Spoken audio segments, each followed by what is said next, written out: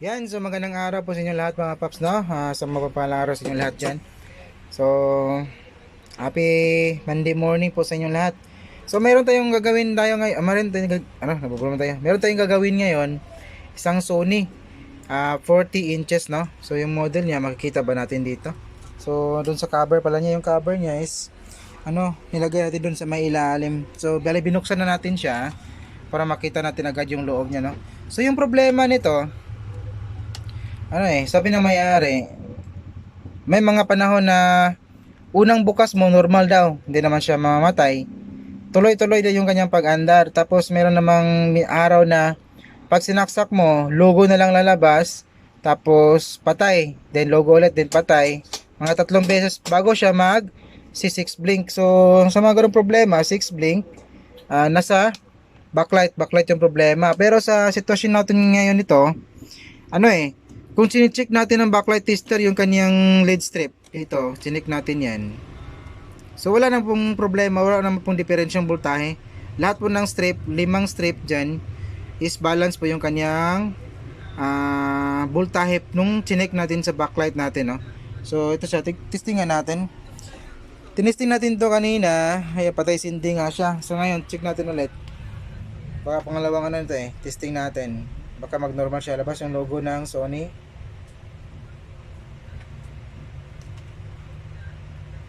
So, namatay siya ulit.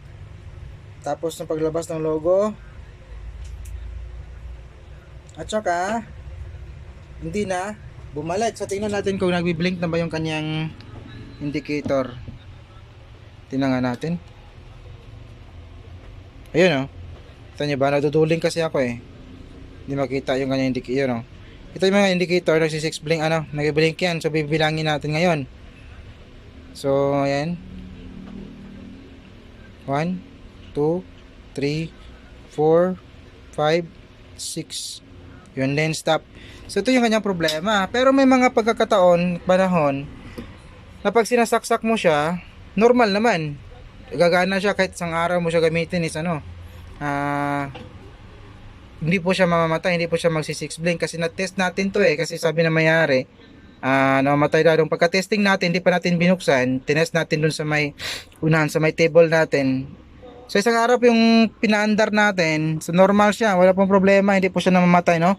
Pero ngayon, kinabukasan, chinek natin, ayun, nagka-problema, lumabas yung kanyang problema. So ulitin ko lang, baka baka matsambahan natin, no? Antayin natin na mawala yung kanyang blinking dito para mapapower on natin ulit siya. Saksak ko. Yan, tingnan natin kung lalabas ba ulit yung logo ng Sony. Pindutin ko lang yung power dito. Ako, ano yan? Ayun, lalabas yung logo ng Sony. Ayun, pansin nyo? Diba? Wala po tayong ginawa dyan. So bumuo, hindi po siya nabiblink. Dumiretso yung kanyang pag-andar. So paano mo ngayon ito troubleshoot to? Ayan yun yung malaking tanong natin Ayan normal na siya. Nung ma-check natin kanina, kita nyo naman, labas yung logo, namatay siya, then blinking 6 times. So ito ngayon, pag second attempt natin, pag testing is tuloy-tuloy po siya. Hindi po siya nabiblinking, hindi po siya namamatay. Ayan naka video input doon naka video input tayo. So ito, sa mga ganitong problema, minsan kasi doon sa mga na-encounter natin is nakakaroon ng problema itong kanyang feedback dito dito sa kanyang backlight driver, itong driver niya. Kasi ako, yung style natin is i-check natin yung bawat strip nito kung balance ba yung voltahe na masusukat natin doon sa kanyang sa ating backlight tester. So ginawa po natin yon, normal naman, balance po lahat yung mga strip niya. So pang ganon, wala pong hindi po sana makakaroon ng feedback na mapapasa dito sa kanyang driver. Mayroong problema doon sa isang strip natin, so protect tayo.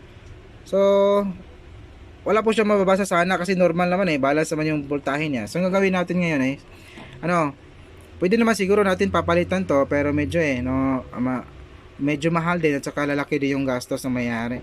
So doon tayo sa pinakamababang gastos kasi yun yung gusto na mayari kung pwede pang gawa ng paraan din ng papalitan.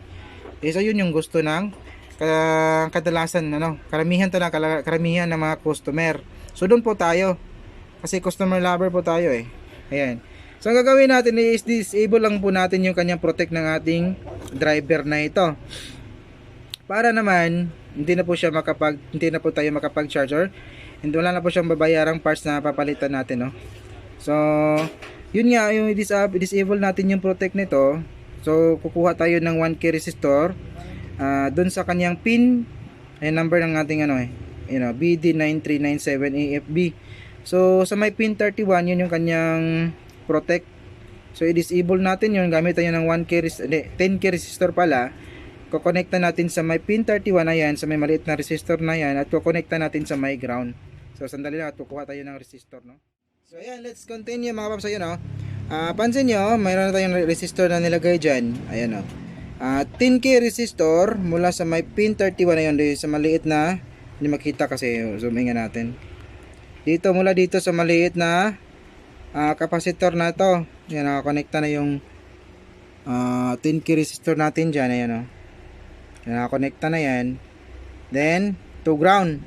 So kailangan nyo lang na ingatan na baka hindi masagi doon sa ibang linya yung kanyang paa ng ating resistor, no. So pwede nyo naman lagyan ng yan, anong tawag doon, yung shrinkable tube.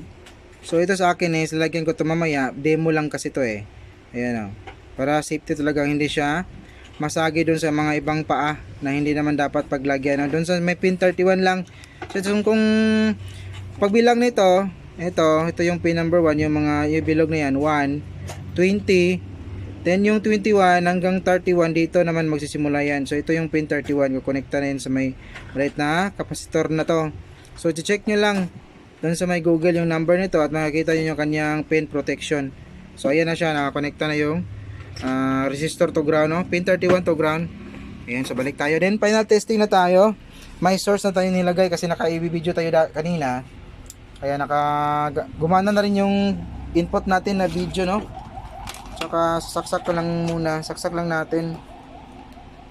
Ayan, saksak ko. Then punta tayo sa may mirror natin. Ayan, labas yung logo ng Sony. Ayun. Yan, diretso na siya sa paganda, di ba?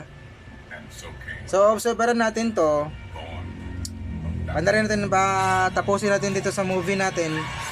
And then bukas testing natin ulit yung nakapagpahinga na siya, kung hindi na babalik yung problema niya. Ayan, so yun lang gusto kong ibahagi, no, sa mga kapwa-tech natin. Very common na naman to basic na lang to sa mga kapwa technician natin, yung mga master na, no. Yung ginagawa po natin is para sa mga newbie lang, yung kakasimula pa lang, yung hindi pa lang alam yung ganitong mga diskarte, no. So ginagawa ko tong diskarte na to kapag nakita ko na walang problema yung backlight, kasi yung kadalasang magkakaroon ng problema is yung kanyang driver. So yan, ito yung remedy natin para magamit pa at hindi natin kailangan na palitan pa yung driver, kasi gumagana naman siya sa ganitong paraan para lang ma-disable yung protect. Ayun. So hanggang dito lang yung video natin mga paps, no. Maraming salamat sa mga natsagang nanood. May God be as always. Hanggang sa muli. Peace out.